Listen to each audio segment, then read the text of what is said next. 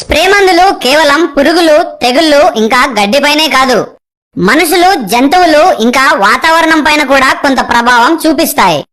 35 దేశాల వారు మానవాళ్లకు హాని కలిగించే రకరకాల పురుగు మందులను బ్యాన్ చేశారు. అలా బ్యాన్ చేసిన మందులలో ఒకటి ఈ గ్లైఫోసేట్ అనబడే గడ్డి మందు. మన భారతదేశంలో 2019లోనే ఈ గడ్డి మందుల వాడకం నిషేధిస్తూ కేవలం టీ పంటకు మాత్రమే వాడవచ్చని చెప్పారు. బ్యాన్ చేసిన మందులను బ్లాక్ లో కొని వాడుతున్నారు మన రైతులు. ఏ పంట మీద అయినా ఈ గ్లైఫోసేట్ గడ్డి మందును మనిషి సహాయంతోనే పిచికారీ చేసుకోవాలి. అలా పిచికారీ చేసే సమయంలో ఒక చిన్న పొరపాటు జరిగినా అది వెంటనే చూపించకపోయినా కొన్ని సంవత్సరాల తర్వాత మందు పిచికారీ చేసిన వారు చాలా ఇబ్బంది పడవలసి వస్తుంది. బ్యాన్ చేసిన మందులను బ్లాక్ లో కొని వాడకండి. లేదు ఈ మందులే వాడుకుంటామనే వారు కనీస జాగ్రత్తలు పాటించాలి.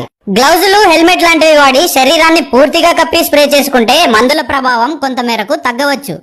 అన్నదాత మీ అన్నదాత.